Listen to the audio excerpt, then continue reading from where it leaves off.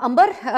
जिस तरह मुशर्रफ साहब भी बात कर रहे हैं, अब तो गैलप के सर्वेज हों, हमने खुद जिन लोगों ने इलेक्शंस को कवर किया है वो सब देखते हैं कि बड़ी अनप्रेसिडेंटेड किस्म की एक पॉपुलैरिटी पीटीआई इंजॉय कर रही है इस मुल्क में। लेकिन दूसरी तरफ उनको अदालतों में भी उस तरह के नताइज नहीं सुनने को मिल रहे जो वो सुनना चाहते हैं। अब आपकी नज़र में सब चीज़ों को देखते हुए पीटीआई को कुछ इक्तफा कर लेना चाहिए इन हालात के ऊपर, पार्लियामान के अंदर रहते हुए अपना एहतजाज करते रहें, ट्राइब्यूनल्स के ऊपर अदालत की तरफ अपनी तवज्जो रखें, या फिर फुल फ्लेज उनको एहतजाज ही करना चाहिए? जो उनकी पॉपुलैरिटी है, वो पार्टी ने जो नज़रिया पेश किया वो हमेशा एहतजाज और इसके अलावा जो सियासी जमातें हैं उनसे हाथ न मिलाने के हवाले से था। सो आप समझती हैं कि अब कुछ बैलेंस किस्म की अप्रोच होनी चाहिए, या अपने एहतजाज अपनी बात को एक पावरफुल पोजीशन के ऊपर रहते हुए उनको इसी तरीके से मुतालबा करते रहना चाहिए?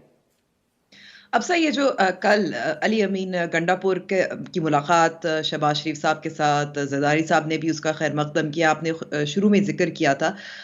वो इसलिए भी है क्योंकि जहां निज़ाम का ताल्लुक है, चीफ मिनिस्टर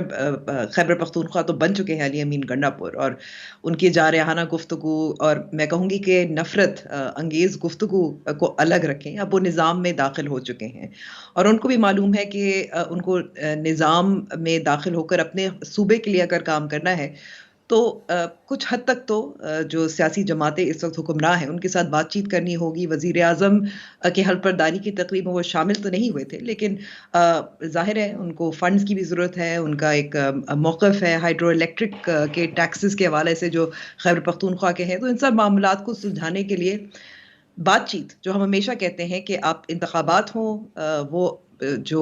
कंपटीशन होता है वो अलग होता है, लेकिन जब आपने हुक्मरानी करनी होती है तो किसी सतह पर तो बातचीत करनी पड़ती है। और इस वक्त क्योंकि वो शफकत का हाथ नहीं है जो पाकिस्तान तहरीक इंसाफ के साथ के ऊपर था, जब वो 2018 से 2021 तक 22 तक वो हुक्मरानी कर रहे थे, तो अब बातचीत मजबूरी बन गई है, जिसकी वजह से आपको अली अमीन गंडापुर की मुलाकात और वो देखा। लेकिन दूसरी तरफ अगर आप असद कैसर को देखें, उनको कोई ज़रूरत नहीं है, वो अपोजिशन में है, वो असेंबली में है, और ज़ाहिर है ज़्यादतियाँ भी हुई हैं पाकिस्तान तहरीक इंसाफ के साथ, और उसमें कुछ अपनी सियासी गलतियाँ भी शामिल हैं, जिसमें मैं तो यही कहूँगी कि जो सुन्नी इत्तेहाद के साथ इन्होंने मिलकर अपनी रिजर्व सीट्स का मामला तय करने की कोशिश की है, उनमें से एक और गलती ये थी। लेकिन उसको अगर छोड़ देते तो असद कैसर निज़ाम में उस तरीके से नहीं है जैसे अली अमीन गंडापुर हैं। तो वो जो एक मज़ाहमती सियासत है, सड़क की सियासत है, जो डिस्ट्रक्शन की, इसमें तहरीक इंसाफ बेमिसाल है और उनका कोई सानी नहीं है। तो वो ज़ाहिर जारी रखेंगे जो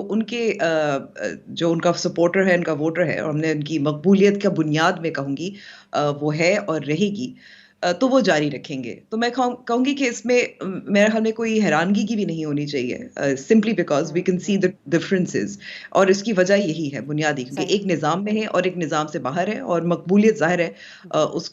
उसका पारा ऊपर ही रखना है।